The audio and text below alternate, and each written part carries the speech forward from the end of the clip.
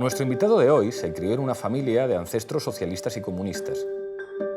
Creció cerca de Manchester, una de las capitales históricas de la clase obrera. Su activismo mediático e intelectual ha sido siempre en defensa de los trabajadores.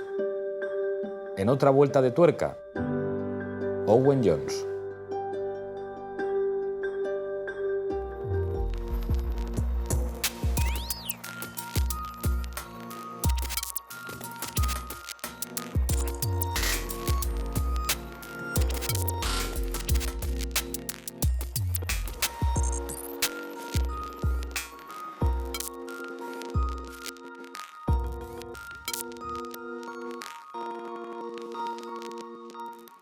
Owen Jones, bienvenido a Otra Vuelta de Tuerka. It's an honor, Pablo. What an honor. En este programa siempre empezamos por los orígenes y yo he leído que tú tienes una familia con padres, abuelos y bisabuelos vinculados al socialismo y a luchas sociales. ¿Qué es lo que significa crecer en una familia así? Yeah, it was difficult to avoid the traditions, the culture of the left, given my background. My great-grandfather was a railwayman during the general strike of 1926 and went on strike in solidarity with the miners. And he had his wage packet slashed as punishment. I still intend to get justice for that one day. And it caused bitter divisions in his own family. And that strike of 1926 was an iconic moment in British labour movement history. The trade unions were crushed, it seemed. You had a triumphalist Tory government at the time, echoes of what came later on, because the miners were always seen as the Praetorian Guard of the labour movement. And then my grandfather began as a dock worker in Portsmouth, and during World War II, he was an apprentice dock worker, and after the Nazis invaded the Soviet Union, he joined the Communist Party, but later became a Labour member. My grandmother was a Labour councillor. Her proudest moment was defending a family who were evicted by a private landlord at Christmas. My parents both met in 1968. They were Trotskyists, and my father was doing a tub-thumping speech about the Vietnam War. They met leafleting outside a tube station, very romantic setting. But during the 1980s, I was born in 1984, and my father was a full-time organiser for the Militant Tendency, which was a Trotskyist organisation present in the Labour Party. And he was the South Yorkshire organiser. So I was born in Sheffield, right in the middle of the miners' strike, which was the modern turning point of British, not just labour movement history, but political history. As I've said, the miners were this iconic Praetorian Guard. And when they were crushed, because they defeated in the 1970s the Tory government at the time under Edward Heath, there was this big industrial struggle with the miners. And to try and defeat them, he called an election where he said, "Who runs Britain?" And the electorate responded, "Not you, mate." So he lost the election, and the Tories wanted revenge on the miners. So I was born in the middle of that struggle. My father was very involved, not as a miner. He was there during pickets when police officers were attacking miners. But with the defeat of the miners' strike, my parents were both very disillusioned. They had 4 children. I'm a twin, had a twin sister born. The revolution doesn't pay the bills, as it turned out. So they kind of gave up on political, not gave up, but they had other things to prioritise. It hadn't worked in the way they'd liked. But still, occasionally we went on protests. In 1990, there was this so-called poll tax imposed by Thatcher's government. Mm-hmm. And the poll tax meant that for local taxes, everybody, rich or poor, had to pay the exact same level percentage of tax. So flat tax regardless of your income. And there was this huge movement which emerged. Millions refused to pay it, including my own mother, who was summoned to court but refused to go.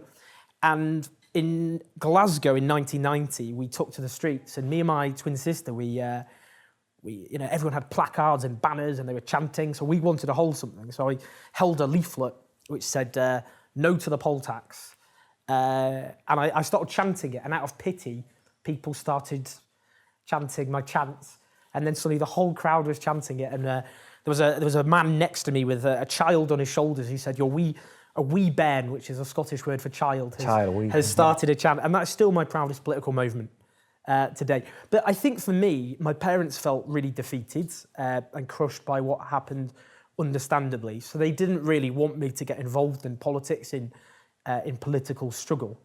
So in a sense, some people think if you're what Americans call a red diaper baby, that you're born in a left-wing family, that therefore you've been brainwashed.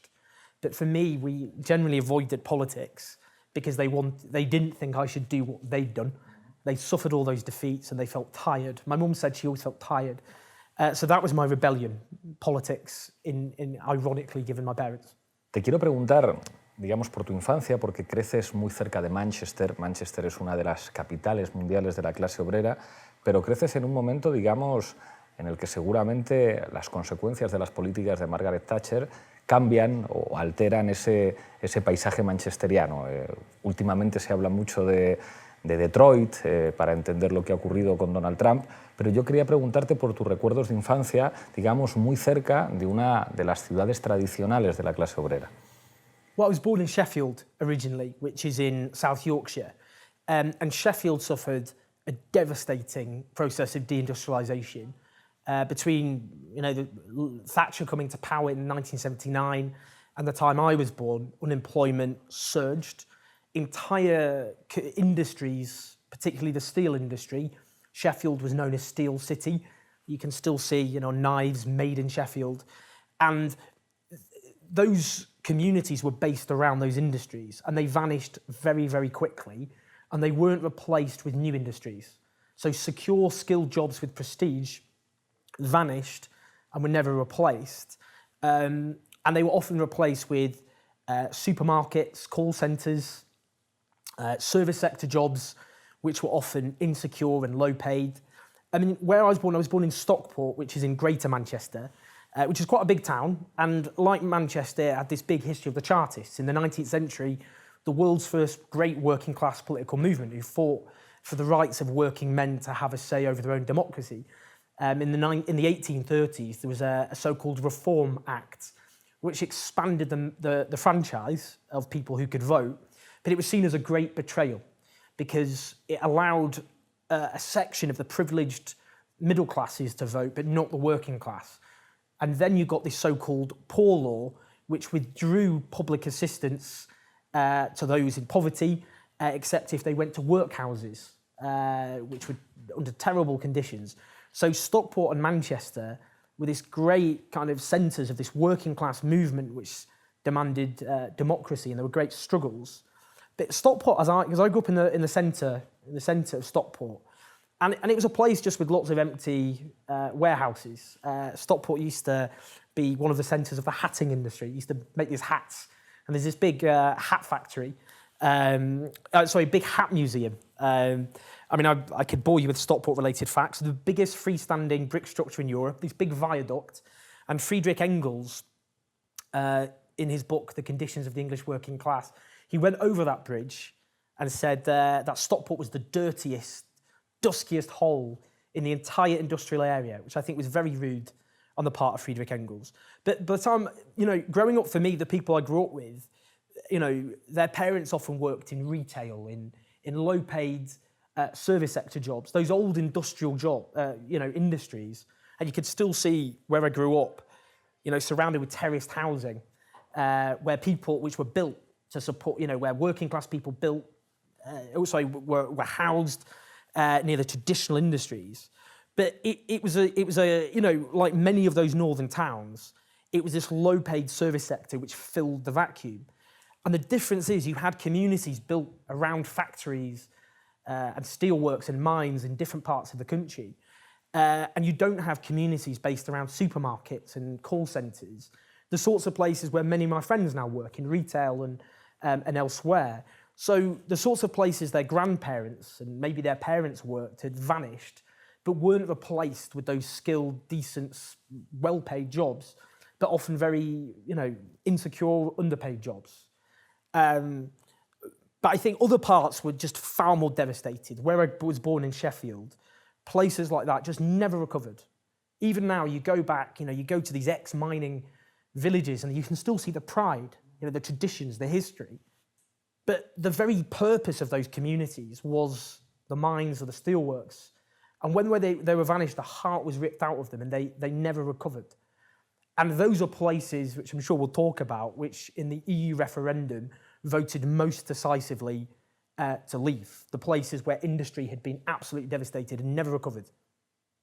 Te quiero preguntar por algunos de los temas sobre los que has escrito. Quiero comenzar por lo que has llamado la edad de oro de la clase obrera británica después de la Segunda Guerra Mundial. Claro, en España tenemos una historia muy distinta del mismo periodo. ¿Podrías explicar qué es lo que significa la edad de oro de la clase obrera británica? Well, in 1945, the end of World War II, it was obviously expected that Winston Churchill, the Conservative leader, who was seen as a wartime hero, would be elected with a landslide. But what actually happened in 1945 is Labour won by a landslide, which, if you think about it, a wartime leader defeated the Nazis. To be defeated in those circumstances was astonishing. Labour had never formed a majority government. And the reason for that was partly, millions of working class people remembered the 1930s, the so-called hungry 30s, where the Great Depression, deindustrialization that took place back then. And having paid such a sacrifice in the 1940s, during the war, there was this sense of there could be no return to how things were. So Labour was elected, and bear in mind, Labour in 1931, just 14 years before, was nearly wiped out as a political force because their leader, Ramsay MacDonald, had formed a coalition with the Conservatives, a national government, and in the 1931 elections, Labour won only a few dozen seats, and it seemed to be the end of the party. 14 years later, a huge landslide on the basis of radical sweeping change. And it was on the basis of this mobilised working class, which had this sense of strength, of assertiveness. And it was a period when parts of the British elite feared revolution.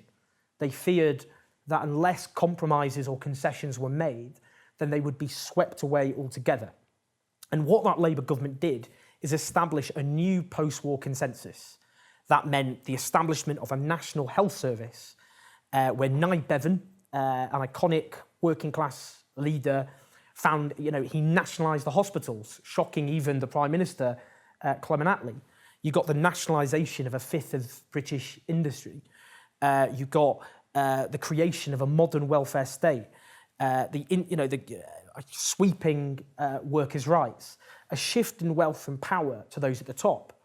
Now, this created a consensus which the Conservatives were unable to reverse. So even though in 1951, Labour suffered an election defeat after 6 years, even though they won more votes than the Conservative, they won more votes than they'd ever won in 1951, but our electoral system handed the Conservatives the victory, but they weren't able to reverse it. And in the 1950s, a Labour figure called Tony Crosland, who was on the right of the party, he wrote a book called The Future of Socialism, and he argued in it that capitalism no longer existed in Britain. That was a new collectivist society, that the Conservative Party were now forced to fight elections on the basis of Labour's achievements, on extolling the virtues of nationalised industries, of supporting trade unions, for example, on intervention, widespread intervention in the economy, on higher taxes on the rich, which at the time were up to 98% in practice of those at the top of society. And it was obviously very complacent, given what happened. But he argued that these changes could never be reversed, that they were too popular and too enshrined in a consensus that they could never be reversed. Now, there were lots of problems with this post-war consensus, in terms of social conservatism, the racism, the sexism, the homophobia, all of those sorts of things. But and the form of, there was lots of problems with the economy as it was structured. But what was striking about it was that if you look at the 1960s, after post-war reconstruction, which obviously expanded the economy, that was when Britain saw its biggest ever growth in the economy, in post-war Britain, at a time with very strong trade unions, nationalisation, huge intervention in the economy, all of those things, and yet Britain, living standards increased at that period at an unprecedented rate. And that was the basis of that post-war consensus. Hay algo que me interesa muchísimo del discurso que construimos.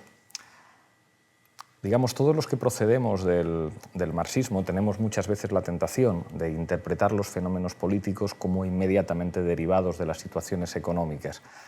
Es verdad que en el Reino Unido se produce, digamos, una constitución material. Vosotros no tenéis constitución formal, pero existe una constitución material muy fuerte en el Reino Unido que durante mucho tiempo, digamos, tiene una traducción en uno de los estados más importantes del mundo, lo que tú señalabas, empresas nacionalizadas, un nivel de salarios de la clase obrera muy importante, una fuerza sindical muy poderosa y, de alguna forma, Thatcher es capaz de darle la vuelta a eso.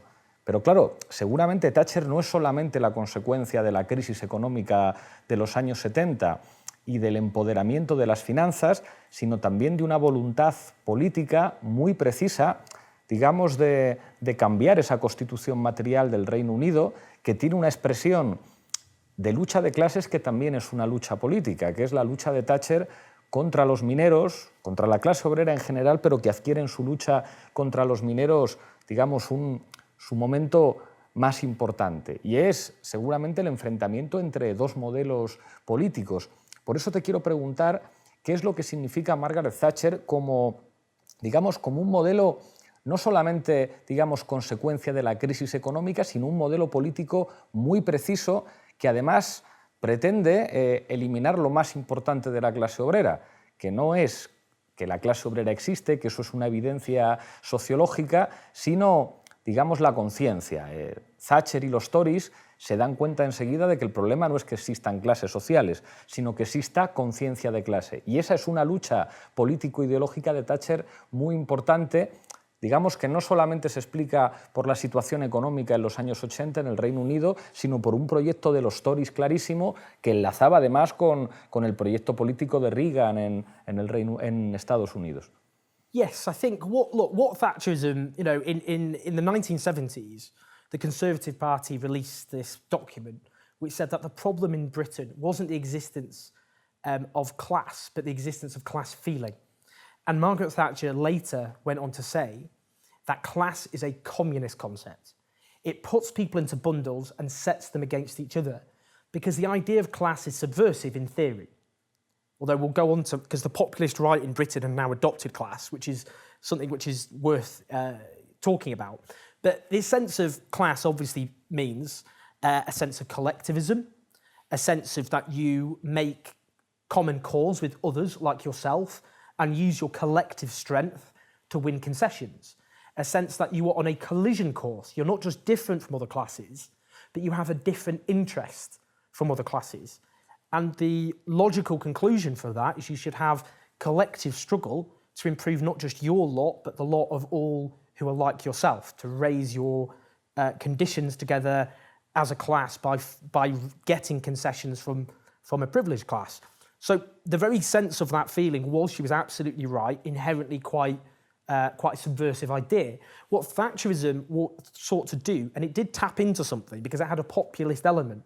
We always forget that with neoliberalism, often, which is it did try and tap into this. We will liberate the individual. You will be free. You'll be freed from the state. You'll be freed from the overbearing unions. You will get on with your own hard work, your own hard effort. You can achieve your potential by yourself. And that obviously appealed to a section of the working class. Of course it did. Because, trade union membership peaked in 1979 in Britain at half the workforce. And that was as high as it ever got. And the working class isn't homogenous. You get people in the city, in the countryside, in small towns, in Scotland, in England, whether it be those who work in the private or the public sector, those who own their own homes, those who live in social housing, and those were divisions which she exploited. Of course she did. But what Thatcherism sought to do is to argue that we don't have social problems. Because if you believe, like unemployment and poverty, if you believe they're social problems, that they're defects of the system, then you need collective solutions. The government has to intervene to address them with collective solutions. Thatcherism had a different approach. These were to do with personality traits. So the flip side of saying you can make it if you try hard enough, was that if you don't, that's your own fault. So her right-hand man was one of her right-hand men was Norman Tebbit.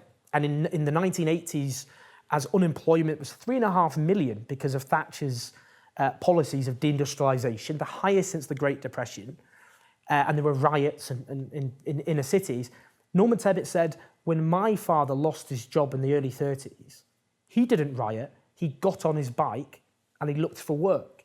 And get on your bike became a national slogan, which was if you were unemployed, it's not society's fault, it's nothing to do with the government, it's your own personal responsibility. And that ideology fatally undermines any sense of collective struggle. You don't collectively organise, you personally take responsibility. And that helped to justify the explosion of inequality that happened in British society. Because you need, the ideological backbone of an unequal society is demonisation. That you say that those at the top deserve their wealth because of their hard work, and those at the bottom deserve their plight because of their own behavioural defects. And that protected and defended this huge, or justified, it rationalised an absolute explosion of wealth and sort of inequality in British society. But we've got to remember, they tapped into something. The left became very defensive. It became, retreated into very defensive struggles. And the right tried to capture this sense of a new modernity, which was a rampant individualism. You're free to do what you want. And for a section, not just of the middle classes, but the working class, she only won a minority of working class votes. But that, she said to people, for example, with social housing, you should have what was called the right to buy. What an ingenious slogan, the right to buy public housing. That meant you could, become a homeowner at a discount by buying homes that were built publicly. For the first time in a long time, if you haven't got a house, you can look forward to getting one. That framing was very clever. You opposed to people's rights, are you? And they'd say to left-wing politicians, you own their own home. Why shouldn't working-class people own their own homes? It was one of Thatcher's, another right-hand men, Keith Joseph, said this was about what he called embourgeoisement. They felt if you turn working-class people into homeowners, then they will support the Conservative Party, of course. So it was this sense of, it did appeal to a section of working-class people, and it was very clever in how it did it. Te quiero pedir un comentario sobre un término que tiene implicaciones sociológicas, pero sobre todo ideológicas, clases medias. En España había un ministro falangista, Arrese, que decía queremos un país de propietarios, no de proletarios. Y el proyecto político de la derecha en España siempre fue crear un país de clases medias. Esto en el caso de José María Aznar, que invitó a Manuel Fraga, que era el gran teórico de las clases medias en la derecha española, le invitó a la Moncloa cuando ganó las elecciones, digamos, apostando por el crédito y por la burbuja inmobiliaria, tratando de hacer a la gente propietaria de sus viviendas. Pero claro, el problema del concepto de clases medias es que opera como un concepto ideológico que tiene mucho que ver con lo que señalabas del individualismo, de no protestes si no tienes trabajo, coge la bicicleta y busca trabajo. Te quería preguntar los efectos ideológicos del término clase media en la izquierda tradicional británica, en particular en el Labour Party. Cómo, digamos, se van alejando los laboristas de su propio nombre y de ser el partido del trabajo para reivindicar no tanto, digamos, sociológicamente como ideológicamente lo que representaban las nuevas clases medias. Well, of course, Augusto Pinochet famously said he wanted a nation of entrepreneurs, not proletarians. And it was that sense of you break down class identity because that collective identity was the basis of the left. Class politics is clearly traditionally been the foundation of what the left is, giving political representation to working class people. And, the sense of building, in Britain, the middle class always meant something quite different. It meant a sense of individualism, of I've made it, so, and I deserve, I've got to where I've got because of my own hard work. A sense of aspiration defined as purely through individualism. And that's often what being middle class has meant. It is interesting that even after decades of Thatcherism, the majority of people in Britain still call themselves working class. So, that sense of collective identity hasn't broken down. But what New Labour argued was we're all middle class now, that class identity no longer mattered.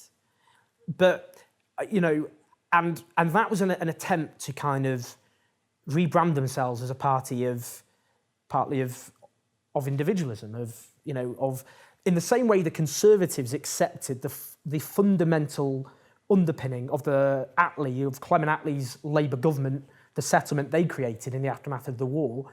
Those New Labour governments accepted the fundamental tenets, the pillars of what was created in the 1980s. And part of that was accepting the abolition of class. The defeat of the miners' strike, which was, I can't overstate how critical that was in the political history of Britain. That was seen as to be the last hurrah of class politics. It was now irrelevant. It was, it belonged to the past. New trade union leaderships argued for what they call new realism, which meant collaboration between workers and employers. So a sense of class was, of collective identity was broken down. Now, I think this had devastating political consequences, because what happened under New Labour is towards the end, they started to talk about not the working class, the white working class. That's how it was redefined. And it was redefined as a minority, almost an ethnic minority, whose problems were to do with their ethnicity rather than their class, who were bewildered by immigration and multiculturalism, who were stranded on the wrong side of history. The problem is what's happened. I hate people who quote their own works. But what I worried about when I wrote Chavs years ago in the book was that if Labour stopped talking about class, then a vacuum would be left. And a savvy new populist right-wing movement would say that class does matter. Working class people are being demonised, not by the elites at the top, but by the left, who are somehow turned into an elite. These people hate their patriotism. They want to destroy their way of life with immigration and with multiculturalism. So now, Margaret Thatcher, as I said class is a communist concept.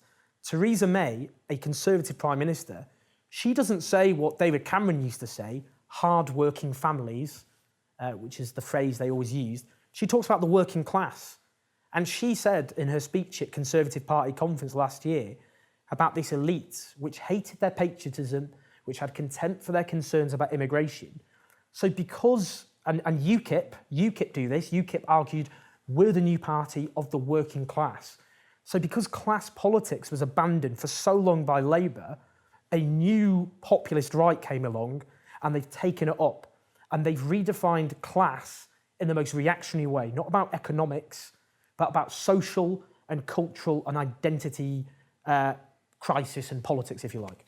Es fascinante, además, que digamos que se produzca una colonización o una politización de la clase obrera por parte de partidos en el Reino Unido que no sean el Partido Laborista, un partido que en su propio nombre indicaba históricamente una vinculación de clase y que hasta no hace tanto tiempo, digamos, estaba dominado orgánicamente por los sindicatos, por las trade unions.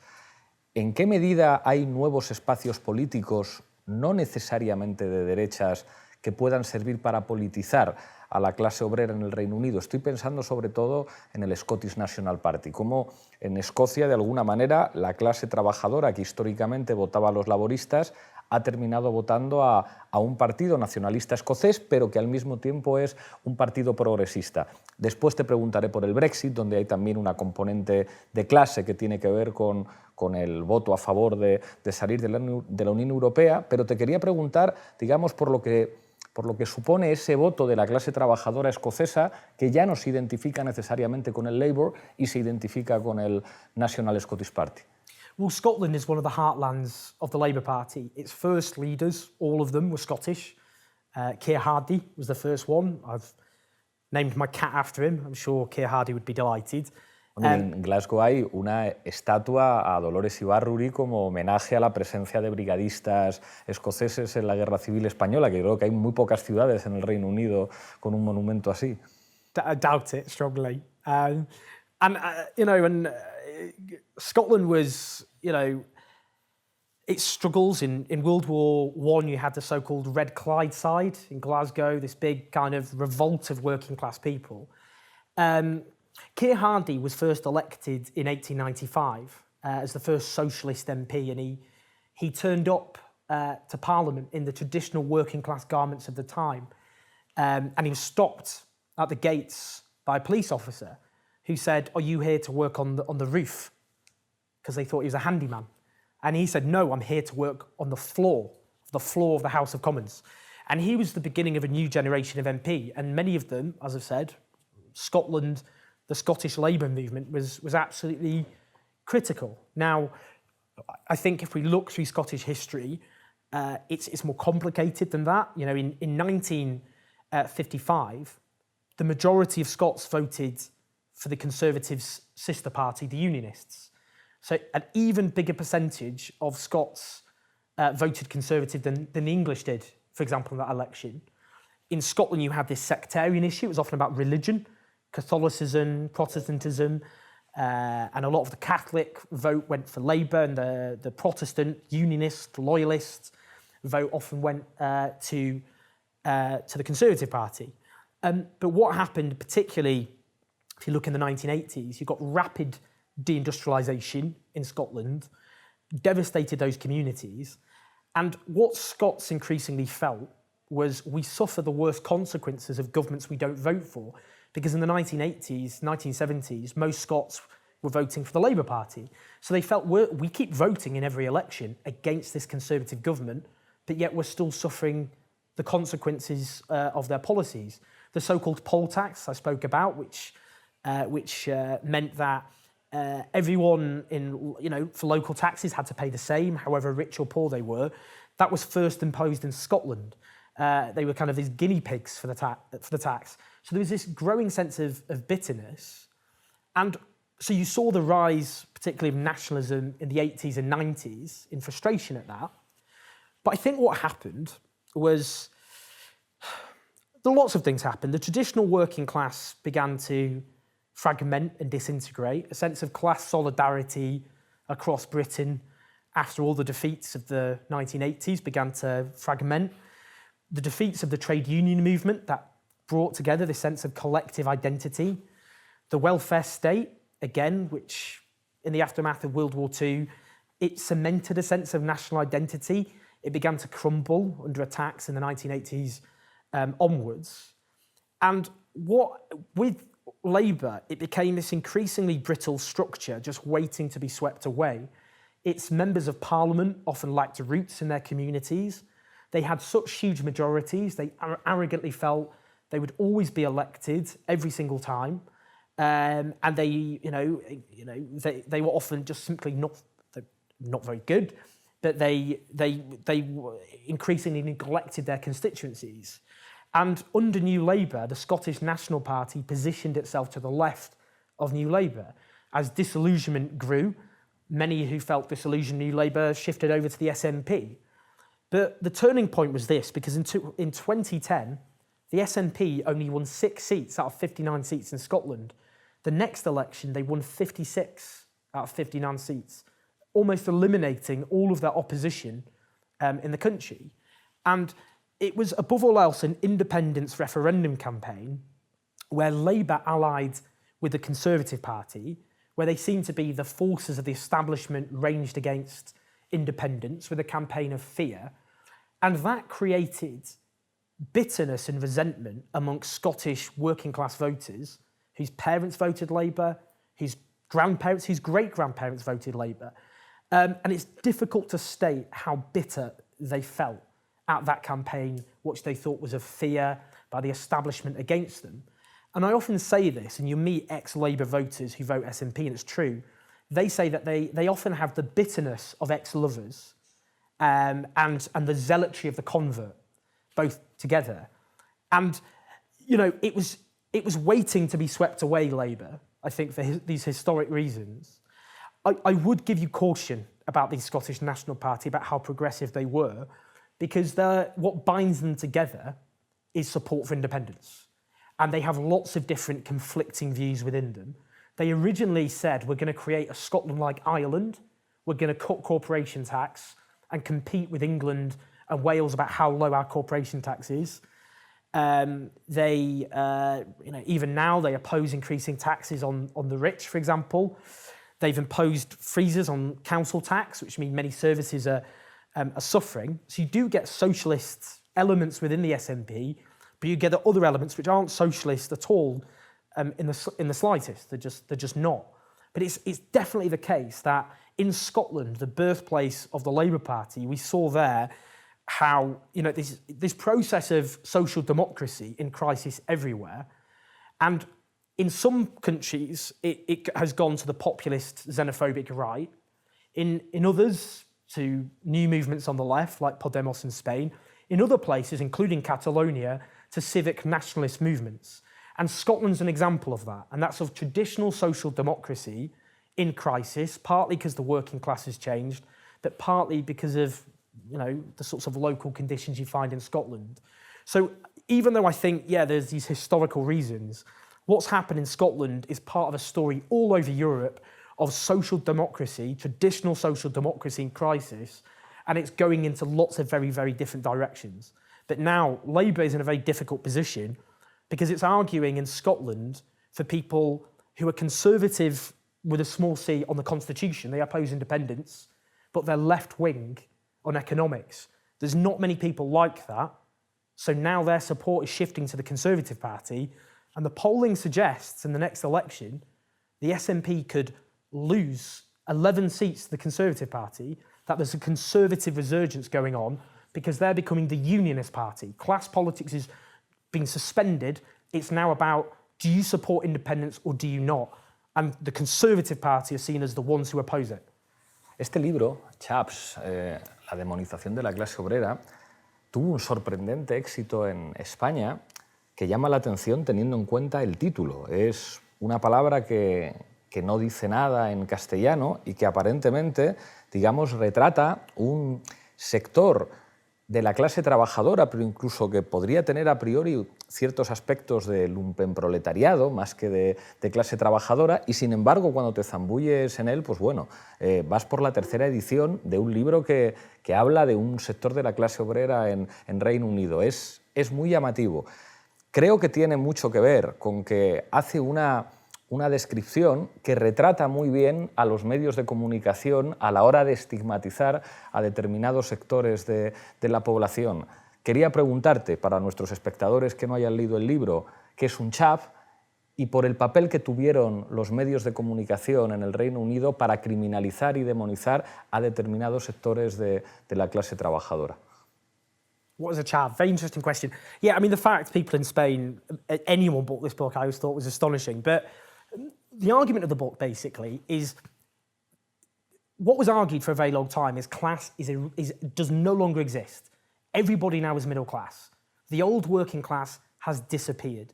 It's either become middle class, aspirational and home ownership and just entirely middle class, and all that remains of the old working class is a feckless rump, a declining rump of people who are lazy, stupid, feckless, work-shy, all of those sorts of things. And it was this sense that all social problems, you know, like poverty and unemployment, aren't really social problems at all. They're individual failings, that those who are poor because of their own agency, their own failure of ambition. They're not clever enough, they don't work hard enough, and so on and so forth. So really what I was arguing, because it wasn't so much about the word chav. Chav, you know, for me was just one particular word which summed up how the working class no longer existed officially anymore, and that all that remained was this so-called underclass, or whatever you want to call it.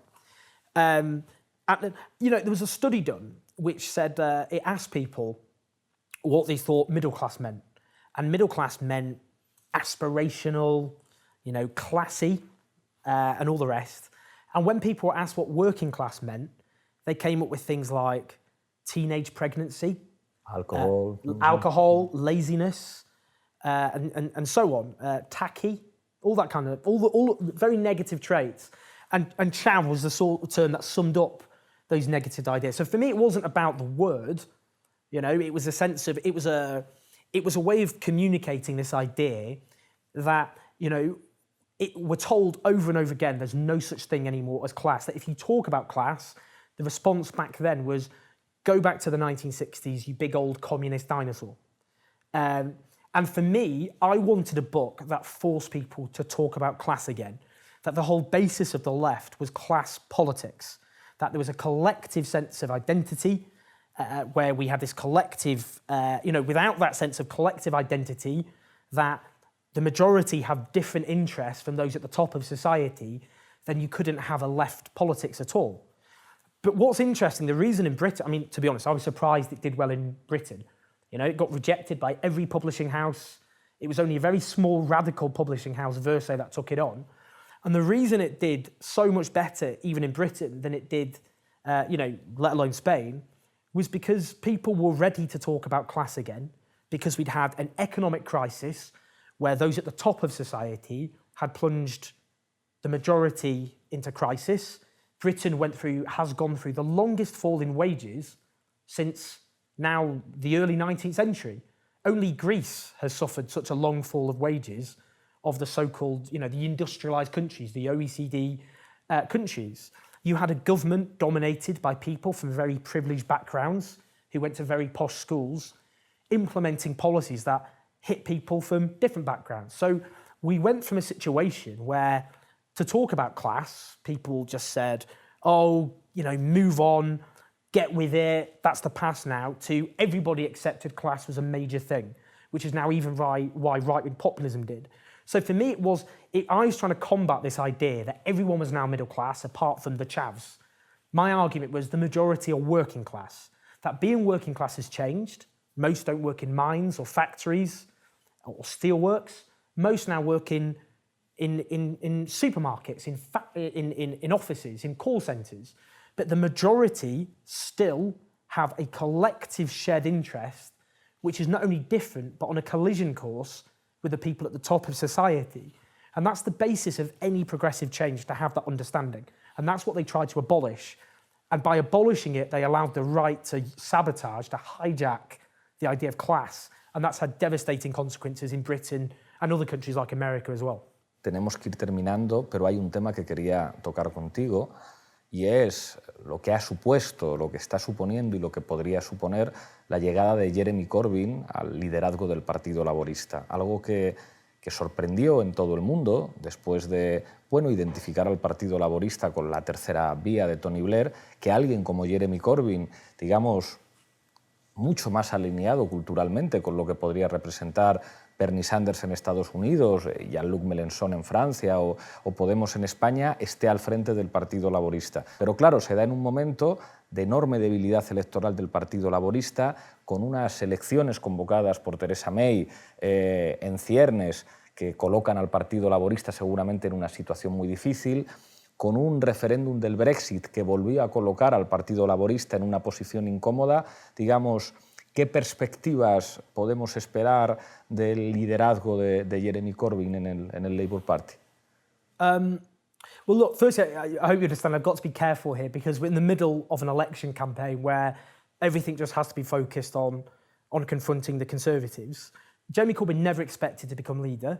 He stood to put policies on the agenda, to shift the debate, to inspire a grassroots movement.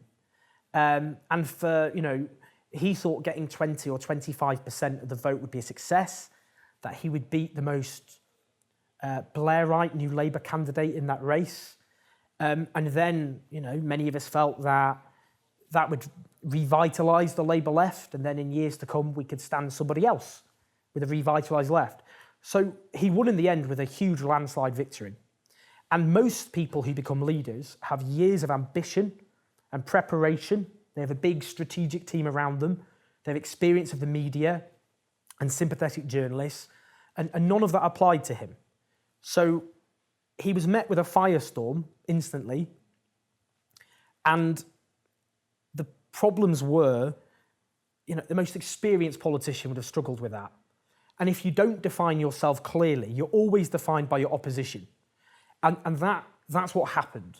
The left was so used to being in a defensive posture that we defined by what we opposed. We'd suffered so many defeats that we lacked a clear vision of the sort of society that we were going to build now, not the 1970s, but now in the 2010s. And so all of a sudden, lots of mistakes, I think, were made. I looked at Podemos as examples of what we should emulate. You redefine patriotism as something else, You try and frame, for example, here, controversially, you've upset the old left by saying it's not about left or right. You wrote an essay, or you did a speech, which you said, most people in Spain don't cry at the same songs that I do. An acceptance that, you and I were born into a certain political culture that is just alien to most people, that you have to communicate in a way that reaches beyond that. So there's been lots of those failings. Brexit poses, in of itself, an existential challenge because Labour's electoral coalition is intensely divided on that issue. In big cities, for example, big cities, Labour voters often feel despondent about Brexit. They think it's a calamity. In many smaller working class towns, often older voters, they think they've got their country back. They're jubilant about it. How do you keep that coalition together? It's very hard. A majority of working class people under 35 voted to remain, but overall, the people who vote the most, who are most energised, older working class people, overwhelmingly voted to leave. And many of those people now, in the same way in Scotland, after that referendum, where working class people who voted Labour all their lives, after the referendum, psychologically, they felt they'd walked across this psychological barrier. They used to call the Scottish National Party the Tartan Tories. But now they said, I voted for independence, now I'm a Scottish nationalist. And often, I'm afraid, what we've seen is many working class people who voted UKIP, and they never would have voted for the Conservatives, but they've crossed the psychological barrier. Now they're voting for the Conservative Party. So it's an existential threat because the danger is society will shift very strongly to the right and the left will be blamed. But at the moment, I've made these points. Many people are angry with me for having made these points in the past. For me, it's not the point anymore. It's about uniting against a Conservative government, which is a threat to the rights and freedoms of people, the things that ancestors fought for at such cost and such sacrifice, that we end up with a right-wing populist, xenophobic government where Britain becomes increasingly inward-looking, where progressive ideas are marginalised. And we can't allow that to happen. So all we've got to do now, whatever has happened in the past with strategy and vision, all of us just have to unite against the catastrophic Conservative government. Antes de pasar al cuestionario y a la rueda de reconocimiento, te quiero preguntar por un último concepto con el que estás trabajando, establishment, que me interesa mucho porque nosotros estamos trabajando ahora con una noción que llamamos trama y que podría traducirse como bloque de poder. Nosotros utilizamos durante mucho tiempo la palabra casta. Casta sirvió, digamos, para representar un estado de ánimo de la población que se identificaba fundamentalmente con las élites políticas. Y en un momento en el que casi no existíamos, digamos que ese significante nos permitió abrir un espacio amplio.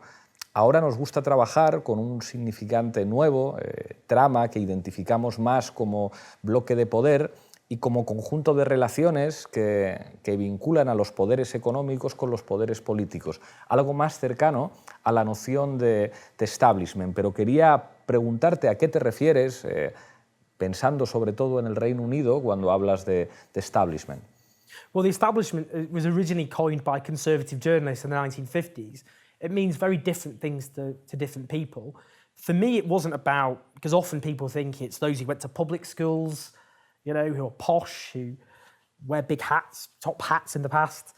For me, it isn't that. It's the institutions and the ideas that defend the concentration of wealth and power in very few hands.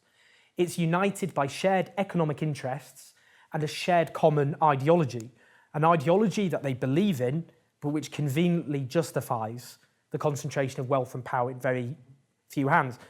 Obviously, many people call that neoliberalism, but it's not a word that people out there use. It's a term I would abolish if I could.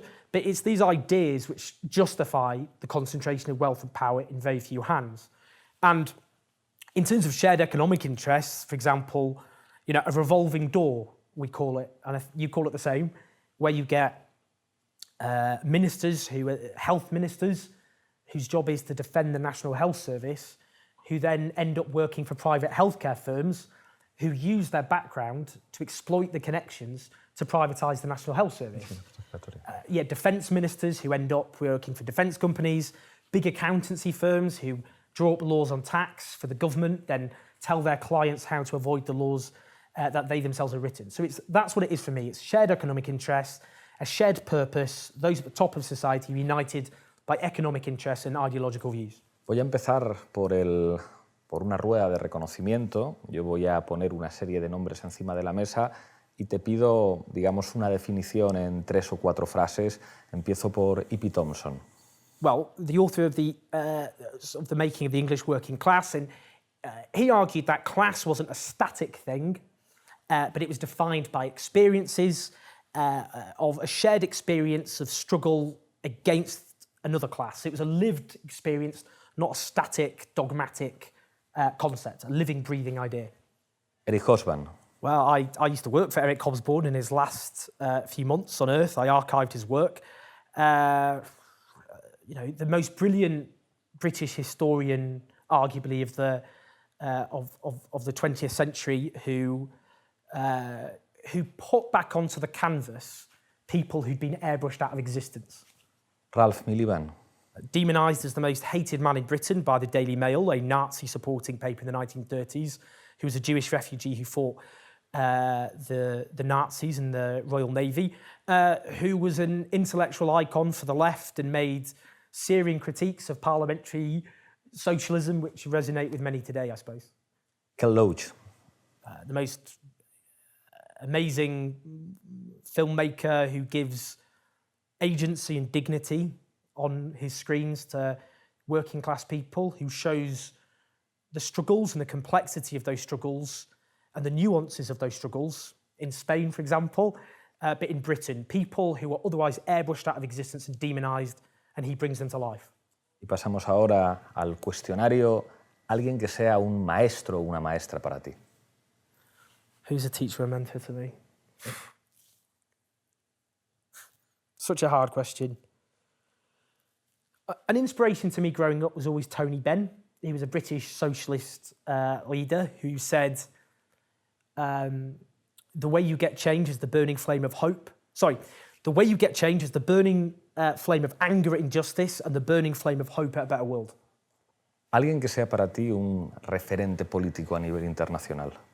Nye Bevan, who was the founder of the British National Health Service, who was a working class hero, and you know, I think an example of why we need more working class representation in politics today. Un libro que te guste recomendar.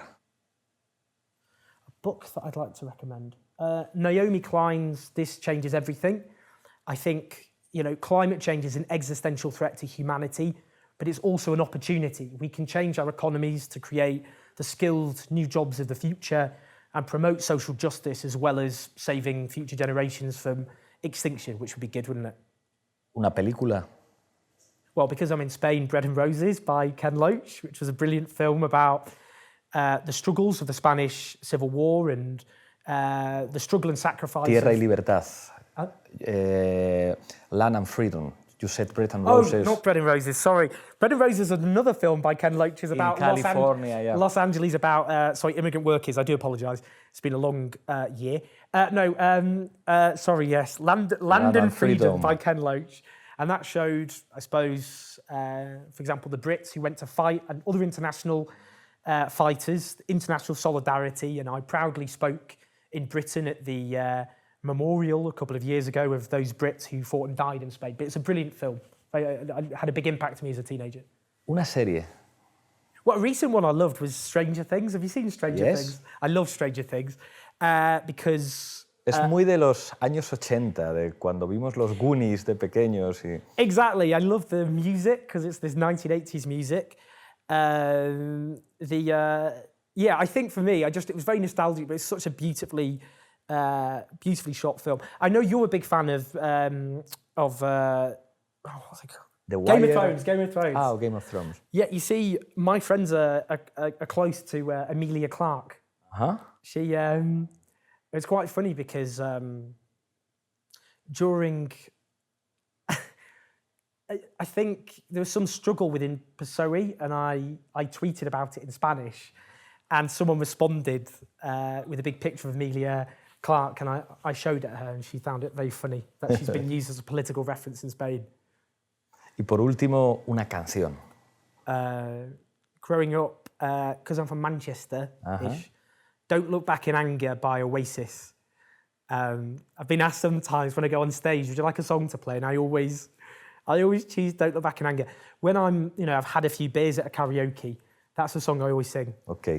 Ahora sí que llegamos al final. Te entrego la taza de la tuerca. Es una taza que hay que coger con la mano izquierda y mirar a esa cámara y brindar por lo que quieras. Well, this is the only reason I came, to get this iconic mug. Here's the international solidarity. We're taking the scenic route against injustice, but we will win in the end. Hopefully. Muchísimas gracias.